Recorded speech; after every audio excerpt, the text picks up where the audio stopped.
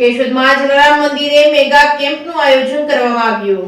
કેશોદના આંબાવાડી વિસ્તારમાં આવેલ જલારામ મંદિરે મેગા કેમ્પનું આયોજન કરવામાં આવ્યું હતું। રણછોડદાસજી હોસ્પિટલ રાજકોટના સહયોગથી નેત્ર નિદાન કેમ્પ માણાવા પીએચસી સરકારી દવાખાનાના ડોક્ટર નિકિતાબેન પટેલ દ્વારા હોમિયોપેથી તેમજ ડોક્ટર ભૂમિ વણપરિયા દ્વારા સાંધા તેમજ વા કોઈપણ દુખાવા તેમજ સરકારી હોસ્પિટલ કેશોદના દીપેનભાઈ અંટાળા તેમજ જિગ્નેશ જેઠવા દ્વારા ડાયાબિટીસ ચેકઅપ નિઃશુલ્ક રાખવામાં આવેલ છે, જેમાં લોકો મોટી સંખ્યામાં લાભ લીધો હતો। જલારામ મંદિરના ટ્રસ્ટી દિનેશભાઈ કાનાબાના જણાવ્યા મુજબ કેશોદના જલારામ મંદિર ખાતે છેલ્લા ઘણા વર્ષથી યોજાતા નિઃશુલ્ક નેત્ર નિદાન કેમ્પમાં અત્યાર સુધીમાં 306 જેટલા કેમ્પ યોજવામાં આવ્યા હતા, જેમાં લગભગ 21,718 જેટલા મોતિયાના દર્દીના free operation Ranchhoddas hospital Rajkot દ્વારા કરવામાં આવેલ છે, જેથી લોકોને લાખો રૂપિયાની રાહત થશે। જલારામ મંદિરે પહેલા અને ત્રીજા રવિવારે વર્ષોથી રણછોડદાસ આશ્રમ ટ્રસ્ટ રાજકોટના સહયોગથી નેત્ર નિદાન કેમ્પ રાખવામાં આવે છે। આયોજન મેગા કેમ્પની શરૂઆત કેમ્પના ભોજનદાતા જયપાલસિંહ રાયજાદા તેમજ રમેશભાઈ, ભૂપેન્દ્રભાઈ જોશી, દક્ષાબેન મહેતા,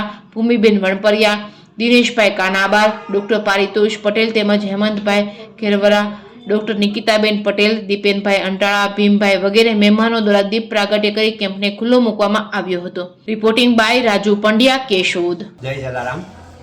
જલારામ મંદિર કેશોદ દ્વારા અવનવી સેવાકીય પ્રવૃત્તિઓ કરવામાં આવે છે, જેની અંદર મુખ્ય બે કેમ્પ જે આઈ કેમ્પ કરવામાં આવે છે। પહેલા અને ત્રીજા રવિવારે આઈ કેમ્પ હોય છે।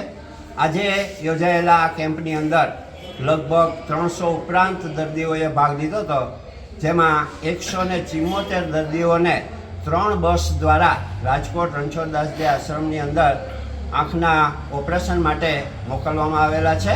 આ જે અમે કેમ્પ કરીએ છીએ એની અંદર અમને જુદા જુદા દાતાઓનો સહકાર મળતો હોય છે। આજે અમને ભોજનદાતા તરીકે યશપાલસિંહ રાયજાદા કોયલાણાવાળા એમના તરફથી પૂરેપૂરો સહકાર મળેલો હતો અને આજે રેકોર્ડ બ્રેક 174 દર્દીઓને ઓપરેશન માટે મોકલેલા છે। અત્યાર સુધીની અંદર ઘણા બધા કેમ્પો કર્યા છે, જેની અંદર 25,000 ઉપરાંત જે દર્દીઓ છે એમને એક નવી દ્રષ્ટિ આ જલારામ મંદિર અને રણછોડદાસજી આશ્રમ અને અમારા યશપાલસિંહ જેવા જે દાતાઓ છે એમના સહકારથી આ કાર્ય અમે પૂર્ણ કરી શકીએ છીએ।